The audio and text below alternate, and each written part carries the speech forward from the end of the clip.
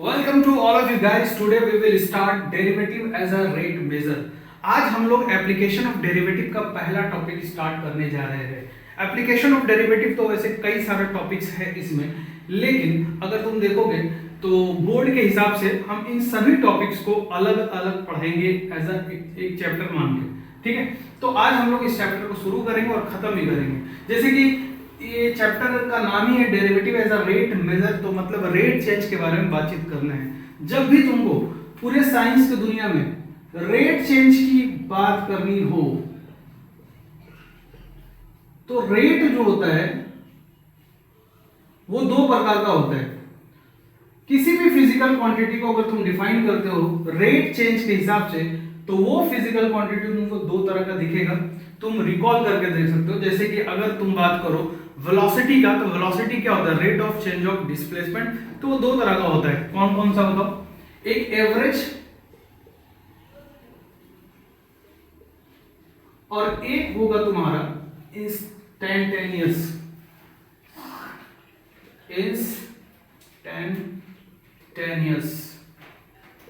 Rate.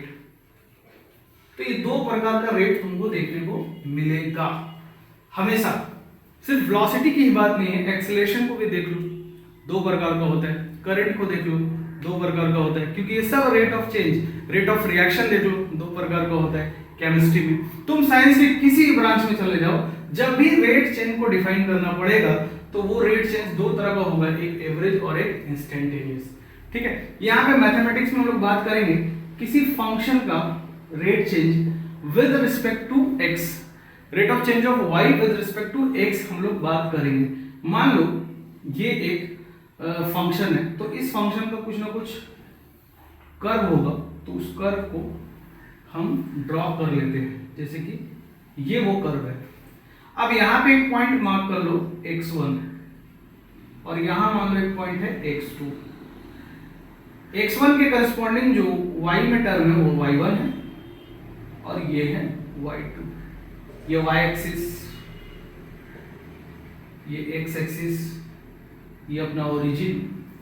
ठीक है, तो ये जो देख पा रहे हो ये वाला जो है, हम पहले इस पॉइंट पे थे, पॉइंट ए पे, अब पॉइंट बी पे चले गए।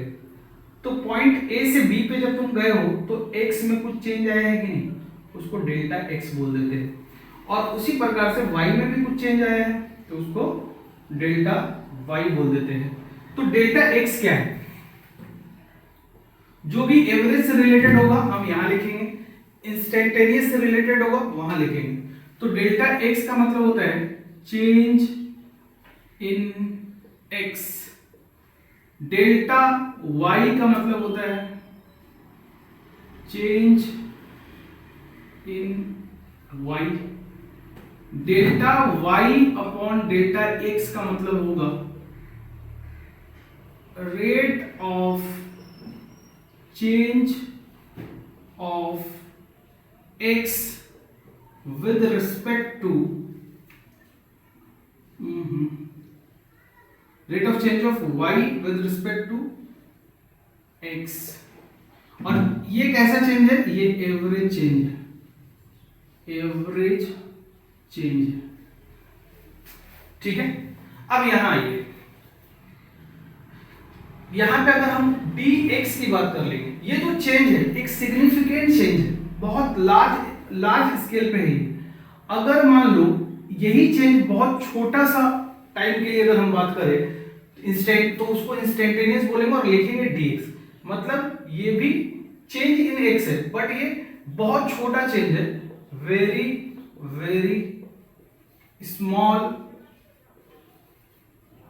Change in x। और उसी प्रकार से dy क्या हो जाएगा? Very very very very small change in y।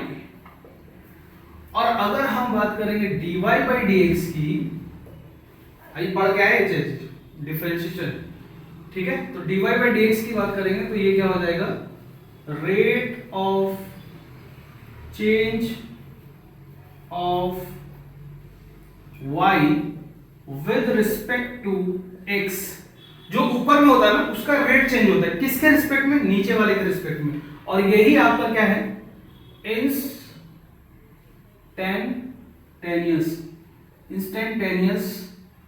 Rate है, ये इंस्टेंटेनियस रेट। ठीक है, यहां पे एक बात और बता दें, जैसे कि अगर आपको क्वेश्चन में गिवन होगा कि रेट चेंज निकालो, तो आप कैसे समझोगे कि रेट चेंज, चलो इसको अगला पेज में कर दे, पहले इसको नोट करिए।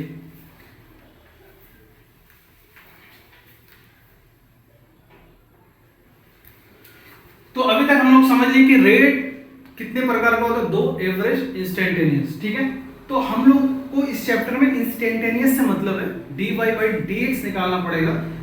ऊपर वाला का रेट चेंज होता है और नीचे वाले के रिस्पेक्ट में क्या होता है, क्या मतलब इसका, dy बाई dx लिखे है तो y का रेट चेंज हो रहा है विद रिस्पेक्ट टू x, उल्टा कर देंगे तो स्टेटमेंट बदल जाएगा, रिवर्स हो जाएगा।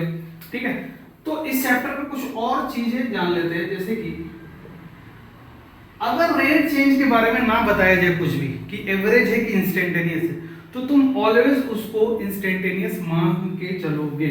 ठीक है, if not stated then rate change will be assumed instantaneous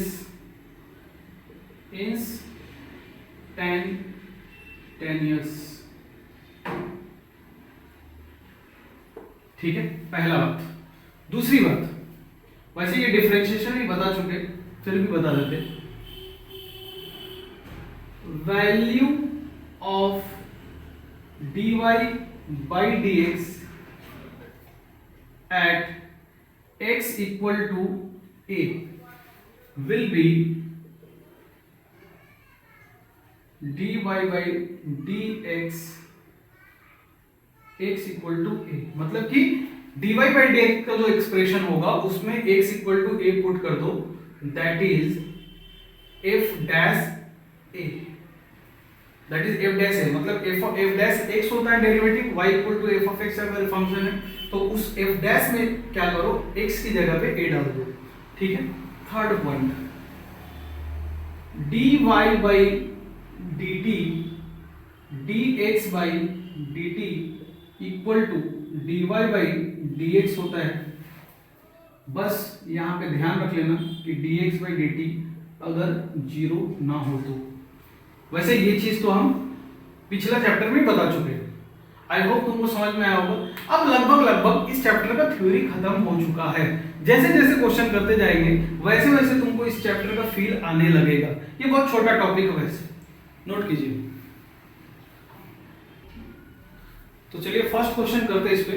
the cost of C of x associated with the production of x units of an item is given by, मतलब अगर तुम x item बनाते हो तो उसका खर्च कितना पड़ता है।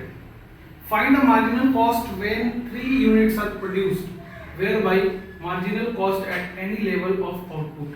अब अगर 3 यूनिट्स प्रोड्यूस करते हो तो कॉस्ट कितना पड़ेगा, तो पहले तो रेट चेंज निकालना पड़ेगा इसका। देखो ये जो है ना वेरी करता है, आप कितना प्रोडक्शन देते हो उसके हिसाब से ये जो कॉस्ट है वो एक वेरिएबल कॉस्ट है, तो इसका पहले रेट निकालना पड़ेगा। तो रेट कैसे निकालोगे, गिवन, क्या गिवन अपने को,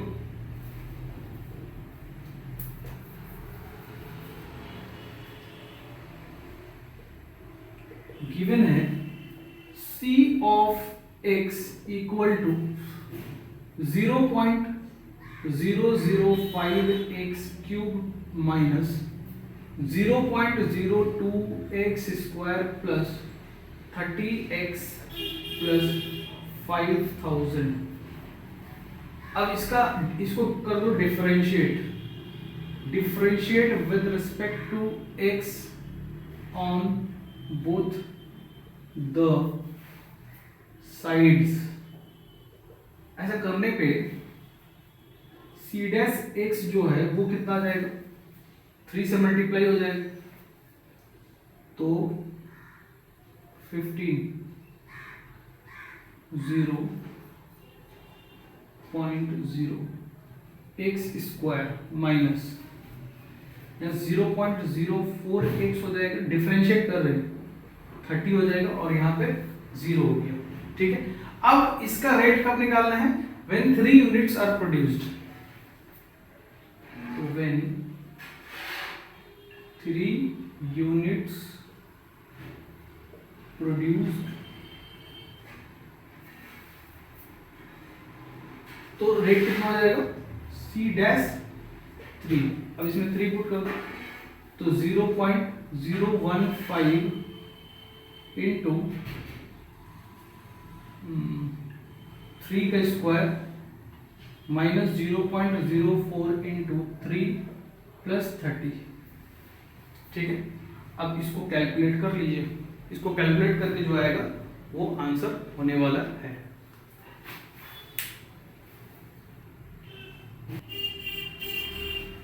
अब ये क्वेश्चन करते हैं, find the rate of change of the total surface area of a cylinder of radius r and height h when the radius varies. अब देखो इस चैप्टर में आपको मेंसुरेशन का फॉर्मूला जो होता है, जो 10th क्लास में पढ़े होते हैं, उसका जरूरत बहुत ज्यादा पड़ता है। हम अपने टेलीग्राम में उसके नोट्स को, मतलब उसका फॉर्मूला का जो शीट है उसको डाल देंगे। ठीक है, और टेलीग्राम का जो चैनल है उसका लिंक डिस्क्रिप्शन में दे देंगे, तो वहां से तुम देख सकते हो। अगर तुम्हारा मेंसुरेशन का फॉर्मूला नहीं है तो हो सकता है कि ये क्वेश्चन ना हो तुमसे, मतलब हो सकता है कि इस तरह का क्वेश्चन तुम सॉल्व ना कर पाओ एग्जाम में भी। अब जैसे कि एक सिलेंडर है, ठीक है, अब इस सिलेंडर का हाइट होगा कुछ, तो वो हाइट दे रखा है h और ये फिक्स हाइट है और इसका कुछ रेडियस होगा r। तो इसका रेडियस कर रहा है वेरी, इसका रेडियस वेरी कर रहा है। तो अगर इसका रेडियस वेरी करेगा, छोटा या बड़ा होगा, तो इसका टोटल सरफेस एरिया भी चेंज हो जाएगा। ठीक है, अब इसका टोटल सरफेस एरिया कितना होता है, तो वो रिलेशन लिखने आना चाहिए। ये जो रिलेशन अभी हम लिख रहे हैं, तो टोटल सरफेस एरिया होता है ये वाला टॉप वाला का एरिया और नीचे वाला का एरिया। तो ये तो सर्कल है तो पाई r स्क्वायर होगा, और चूंकि दो सर्कल है तो 2 पाई r स्क्वायर होगा, ऊपर वाले के लिए नीचे वाले के लिए। और जो लेटरल सरफेस एरिया होता है वो होता है 2 पाई r इंटू h। ठीक है, अब इसको डिफरेंशिएट कर दो, differentiate with respect to r, क्योंकि रेडियस के रिस्पेक्ट में चेंज हो रहा है। एरिया किसके रिस्पेक्ट में चेंज हो रहा है? रेडियस के रिस्पेक्ट में। जैसे कि अभी हम आपको बताए थे कि dy by dx का क्या मतलब है? Rate of change of y with respect to x। तो यहाँ पर rate of change of area with respect to radius, तो हम करेंगे डिफरेंशिएट इसको, तो dA by dr निकालना है बेसिकली। तो ये हो जाएगा 4 पाई r और यहाँ 2 पाई h तो कॉमन है, कांस्टेंट तो बाहर निकाल देंगे और dr by dr 1 हो जाएगा। तो ये हो गया, तो यही आंसर है। देयरफॉर क्या पूछा है? Find the rate of change of the total surface area. Rate of change of total surface area with respect to radius equal to कितना हो जाएगा? 4 pi r plus 2 pi h। तुम चाहो तो इसको कॉमन लेके भी लिख सकते हो, 2 पाई कॉमन ले लो तो यहाँ 2r प्लस h। ये तुम्हारा आंसर है, नोट कीजिए।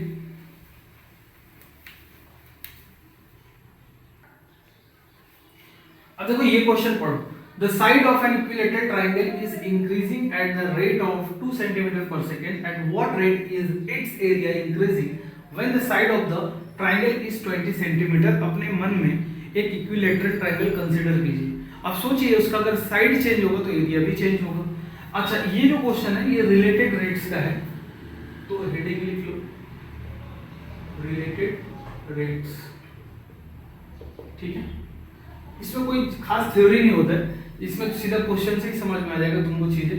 तो इसमें होता क्या है कि एक चीज माने 2 वेरिएबल होगा यहाँ पे, ऐसे वेरिएबल तो 3 होगा, लेकिन 2 चीज एक दूसरे से रिलेटेड होगा। जैसे कि यहाँ पे इक्विलेटरल ट्रायंगल का साइड और एरिया आपस में रिलेटेड होगा, क्योंकि यहाँ पे यही दोनों चीज की बातचीत कर रहे हैं। अब जैसे कि यहाँ पे जो इन्वॉल्व है, जैसे कि इक्विलेटरल ट्रायंगल एक बना ही लेते हैं, तो मान लो ये इक्विलेटरल ट्रायंगल है, ठीक है, और इसका साइड मान लो L है, तो इसका एरिया कितना होता है √3/4 L², ये एरिया होता है। तो ये जो लेंथ है अगर चेंज करोगे तो एरिया भी चेंज हो जाएगा। L का अलग अलग वैल्यू के लिए A का अलग अलग वैल्यू आएगा, तो A और L आपस में इस तरह से रिलेटेड है। अब इसमें बोला है कि एक वेरिएबल चेंज हो रहा है तो एक का मतलब कि एक का रेट अगर पता है तो दूसरे का रेट कितना होगा। जैसे कि यहाँ पे L का रेट अगर चेंज हो रहा है तो किसी हिसाब से हो रहा होगा ना कि इस हिसाब से रेट चेंज हो रहा है, तो एरिया किस हिसाब से चेंज होगा ये आपको पता करना है। तो सबसे पहले या तो आपको ये निकालना पड़ेगा, ठीक है। तो इस क्वेश्चन को सॉल्व कैसे करेंगे, तो इसमें पहले लिखेंगे कि late at a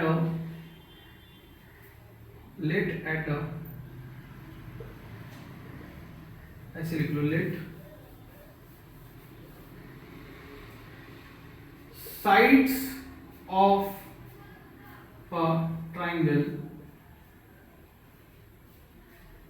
is L when area is A, ऐसे मान ली। तो इस हिसाब से क्या लिख सकते हो, A इक्वल टू √3/4 L², ठीक है। अब यहाँ पे जो रेट चेंज है वो टाइम के रिस्पेक्ट में, तो डिफरेंशिएट कर देंगे विद रिस्पेक्ट टू टाइम, तो differentiating on both side with respect to time, तो dA/dt क्या होगा, देखो A वेरिएबल है, t भी वेरिएबल है, तो dA/dt लिखेंगे। अब यहाँ पे देखो √3/4 तो कांस्टेंट है तो बाहर निकल जाएगा। अब L² को डिफरेंशिएट करोगे तो 2L होगा, और फिर dA/dt क्योंकि टाइम के रिस्पेक्ट में तुम डिफरेंशिएट किए तो 1 नहीं होगा। अगर L के रिस्पेक्ट में करते तो ये वाला चीज नहीं आता, लेकिन अभी आया है। अब सोचो क्वेश्चन में ये वाला चीज दे रखा है तुमको, एट व्हाट रेट, कहां गया, the side of an equilateral triangle is increasing at the rate of 2 centimetre पर सेकेंड, ठीक है। तो 2 सेंटीमीटर पर सेकेंड से इंक्रीज हो रहा है, इसका मतलब ये जो दे रखा है वो 2, इसकी वैल्यू 2 है, तो इसकी वैल्यू निकालना है। तो dA/dt इक्वल टू √3/4, चलो इसको कैंसिल कर देते हैं 2 से, तो यहाँ पे हो जाएगा √3/2, ठीक है। और इसकी वैल्यू कितनी दे रखी, 2 × L, तो dA/dt जो हो जाएगा √3 × L हो जाएगा। लेकिन वो बोला at what rate is it's area increases when the side of the triangle is 20 centimetre. एक पर्टिकुलर समय में जब 20 सेंटीमीटर तो कितना होगा, तो L की वैल्यू कितना रख देंगे, 20। तो इसलिए अब हम dA/dt जो पूछा है L इक्वल टू 20 पे, तो √3 × 20, तो ये हो गया 20 √30। ये किसका चेंज है, एरिया का, तो यहाँ पे यूनिट क्या लिखेंगे, सेंटीमीटर का स्क्वायर पर सेकेंड, ठीक है, क्योंकि किसके रिस्पेक्ट में चेंज है, टाइम के रिस्पेक्ट में। तो यूनिट का खास ध्यान रखना, अगर यूनिट में गड़बड़ कर दे तो क्वेश्चन गलत हो जाएगा, नोट कीजिए इसको।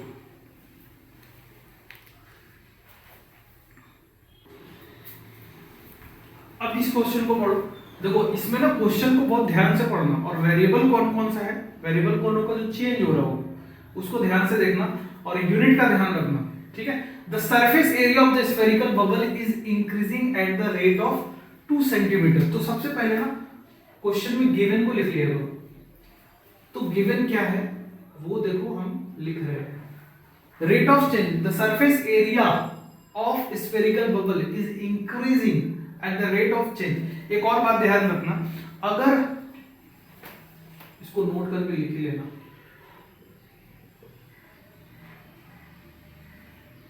dy/dx अगर पॉजिटिव है तो इसका मतलब होता है इंक्रीजिंग, ठीक है, और अगर dy/dx नेगेटिव है तो इसका मतलब होता है डिक्रीजिंग। नहीं समझोगे, समझाते हैं, मतलब कोई भी चीज अगर इंक्रीज करेगा तो उसको पॉजिटिव लिखोगे और डिक्रीज करेगा तो उसको नेगेटिव लिखोगे। क्या मतलब है, पहले इसको समझाएंगे। तो देखिए क्वेश्चन के थ्रू तुमको समझ में आ जाएगा। अब यहाँ ये गिवन लिखते हैं, तो इस क्वेश्चन में गिवन क्या क्या है, तो तुमको dA/dt दे रखा है, rate of change of area तुम यूनिट से भी समझ सकते हो क्या दे रखा है, तो ये कितना दे रखा है 2 सेंटीमीटर स्क्वायर पर सेकेंड, ये गिवन है। और क्या गिवन है, when the radius of the bubble is 6 centimetre, तो r जब 6 सेंटीमीटर है उस समय पे अपने को निकालना है कि rate of change of volume क्या होगा, यानी कि तुमको dV/dt पूछा है, ठीक है। तो वॉल्यूम में और रेडियस में रिलेशन लिखना पड़ेगा तुमको, तो वॉल्यूम और रेडियस में हम रिलेशन लिखेंगे, तो वो कितना हो जाएगा 4/3 पाई r³ हो कि नहीं बताओ। अब डिफरेंशिएट करो t के रिस्पेक्ट में, तो dV/dt इक्वल टू कितना हो गया 4/3 पाई, कांस्टेंट का बाहर निकल गया, 3r² और dr/dt। अब इस क्वेश्चन में देखो r की वैल्यू 6 दे रखी है तो पुट कर सकते हो, बट ये वाला चीज नहीं दे रखा है। तो अगर ये नहीं दे रखा है तो कुछ और दिया होगा इसके लिए, तो देखो इसी के लिए दिया है dA/dt। तो इसके बाद हमको क्या करना चाहिए, एरिया में और रेडियस में स्फेरिकल है ना, तो स्फीयर का एरिया कितना होता है, इतना होता है, और वॉल्यूम कितना होता है, इतना होता है, ठीक है। अब ये सब पता होना चाहिए, ठीक है। तो अब इसको डिफरेंशिएट कर दो टाइम के रिस्पेक्ट में, तो 4 पाई 2r dr/dt, ठीक है बाबू। अब dA/dt तुमको पता है, तो dr/dt पता चल जाएगा। अब यहां पे क्या करो, dA/dt को पुट कर दो, तो वो 2 है, तो equal to 4 pi r into 2 और ये dr/dt, तो यहां से 2 और 2 कैंसिल, देयरफॉर यहां से तुम dr/dt को देख पाओगे कि ये कितना हो जाएगा 1/4 पाई r, 4 पाई r। नाउ अब फिर क्या करो, ये वाला जो रिलेशन है, अब तुमको ये वाला रिलेशन लिखना चाहिए, क्योंकि हमने चेक कर लिया कि dr/dt की जरूरत पड़ेगी, तो वो यहां से अपन निकाल लिए। तो v इक्वल टू इतना है, तो यहाँ पे dV/dt कितना हो जाएगा, डिफरेंशिएट करो, तो यहीं से कर लेते, तो यहाँ से 3 कैंसिल हो जाता, और 4 पाई r², 4 पाई r², और उसके बाद dr/dt। अब तुम सबका वैल्यू यहाँ पे पुट करो, तुमको तो ये निकालना ही था ना, लेकिन ये कब निकालना था, तुमको dV/dt निकालना है, ये कब निकालना है, जब r 6 हो जाए, r की वैल्यू कितनी हो 6 हो जाए, ठीक है। तो अब dV/dt निकालेंगे कब, जब r की वैल्यू 6 हो, तो 4 पाई 6² इंटू dr/dt पुट करो, तो वो है 1/4 पाई, और r की वैल्यू 6 पुट कर दो, तो 6 कैंसिल, यहाँ से 4 पाई कैंसिल, तो 6 आ गया यहाँ पे, 6 सेंटीमीटर क्यूब वॉल्यूम है ना, विद रिस्पेक्ट टू समय, तो ये आंसर हो गया। आई होप तुमको समझ में आया होगा, इसको करने की जरूरत नहीं है, सॉल्यूशन तो तुम्हारा यहाँ से लेके यहाँ तक है, नोट कीजिए।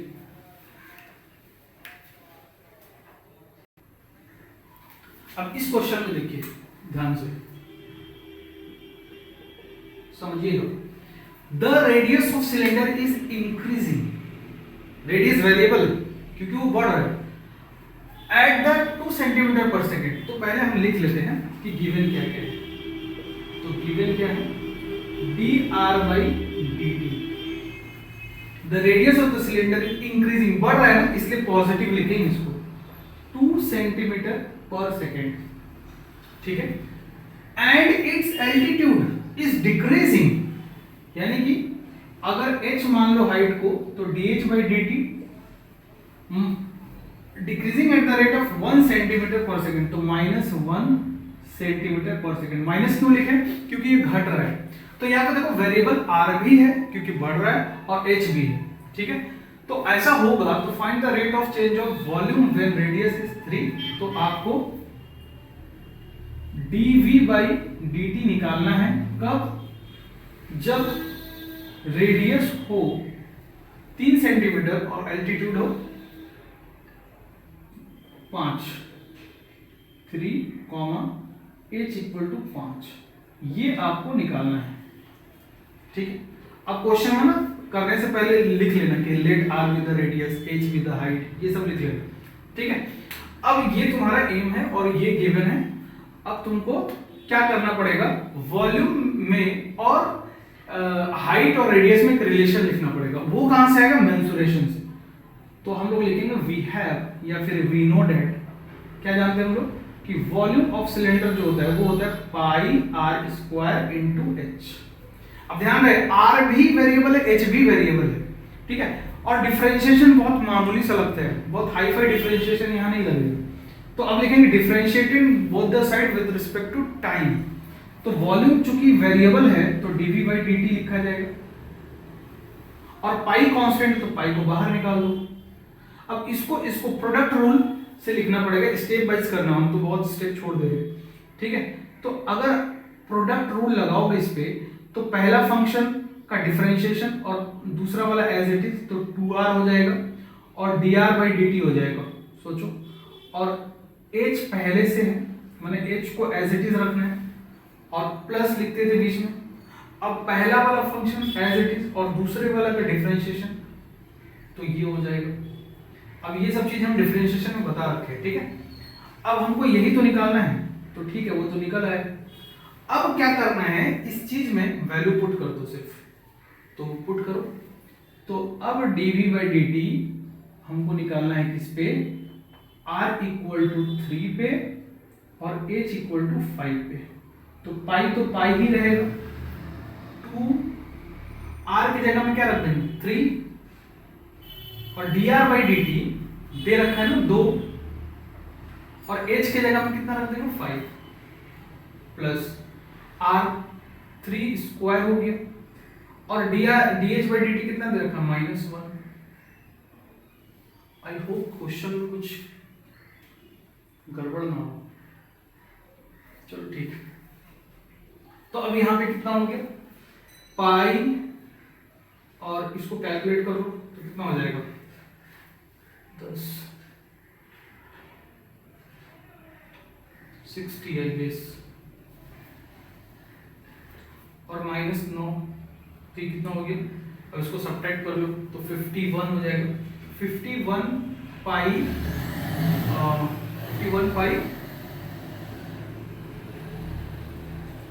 dv बाई dt निकला है, और सब सेंटीमीटर में था, यूनिट सब सेंटीमीटर में था, तो यहाँ पे सेंटीमीटर का क्यूब अपॉन सेकेंड, मतलब कि सेंटीमीटर क्यूब पर सेकेंड। ये जो तुम्हारा है ये आंसर है इस क्वेश्चन का, नोट कर लीजिए।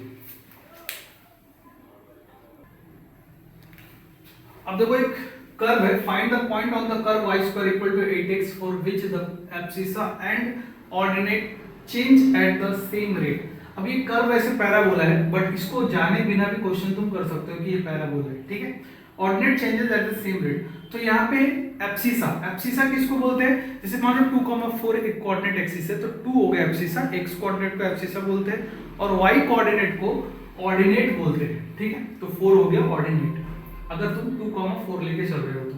ठीक है, find the point on the curve y square equal to 8x for which the abscissa and the ordinate changes at the same rate. ठीक है, तो सबसे पहले तो गिवन इक्वेशन लिख लो, तो वो है y square equal to 8x, ये कर्व का इक्वेशन। अब rate of change of ordinate और एब्सिसा दोनों है, और दोनों को डिफरेंशिएट कर दो विद रिस्पेक्ट टू टाइम।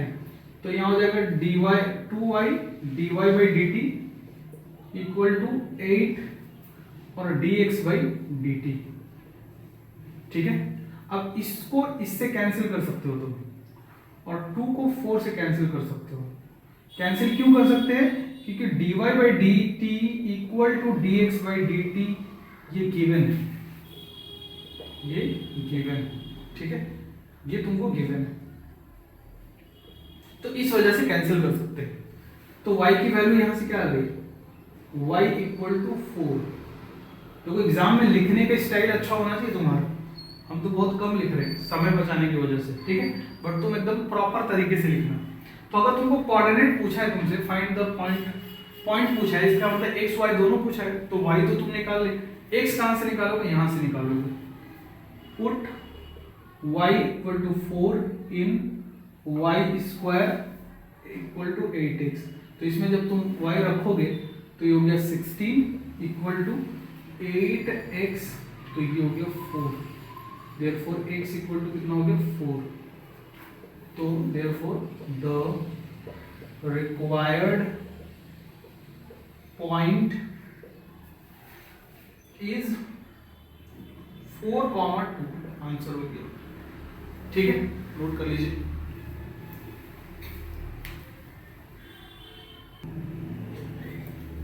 अब इस क्वेश्चन को देख लेते हैं। The volume of A spherical balloon sphere is increasing, volume increase हो रहा है एट द रेट ऑफ इतना। इसका मतलब क्वेश्चन को अगर एक एक लाइन पढ़ के आप गिवन को लिख लेते तो आसान हो जाता है।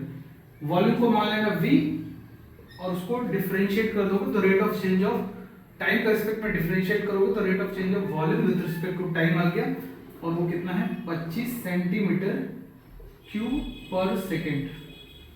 Find the rate of change of its surface area, यानी कि अगर एरिया ए है तो dA बाई dt आपको निकालना है, लेकिन कब, जब रेडियस 5 सेंटीमीटर होता है तब, तो r इक्वल टू 5 होगा तब।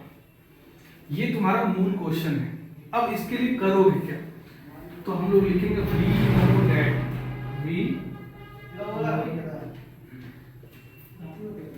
वी नो डेट हम लोग क्या जानते हैं कि v equal to 4 pi r cube, ठीक है। तो यहां से डिफरेंशिएट करोगे तो dv by dt equal to 4 pi, ठीक है, और 3r square dr by dt।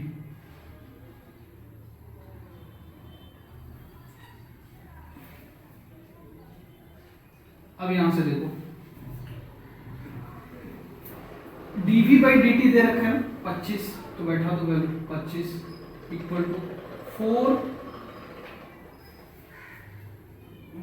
कुछ तो गड़बड़ किए हम, यहाँ पे 4/3 होना चाहिए था। वॉल्यूम का फॉर्मूला क्या था 4/3 पाई आर क्यूब, तो यहाँ भी 3 होगा तो ये और ये कैंसिल हो जाएगा, ठीक है। तो ये 25 हो गया। अब ये 4 pi r square d r by d t, तो यहां से तुम अगर d r by d t देखोगे, आई होप दिख रहा होगा,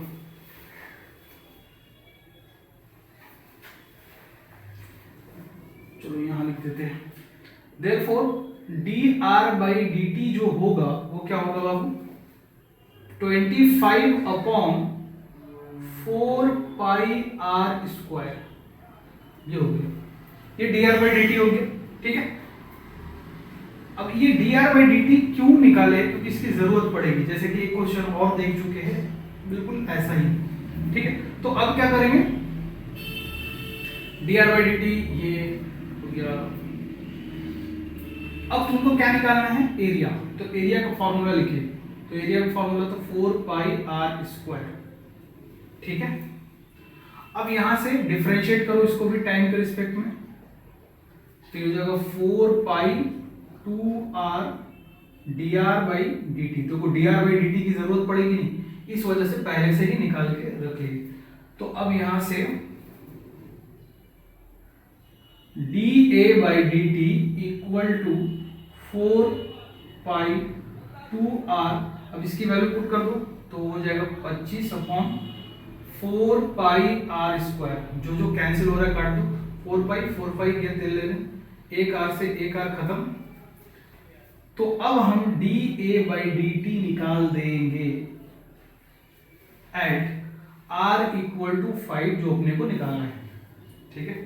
तो ये हो गया 2 इंटू 25 अपॉन, नीचे सिर्फ r है तो 5 5 10, तो यहां से देयरफॉर अब लिख दो लैंग्वेज में कि rate of change of surface area with respect to radius, area with respect to time, या फिर रेट ऑफ चेंज सिर्फ लिखोगे तो अगर कुछ मेंशन नहीं तो टाइम के रिस्पेक्ट में होता है।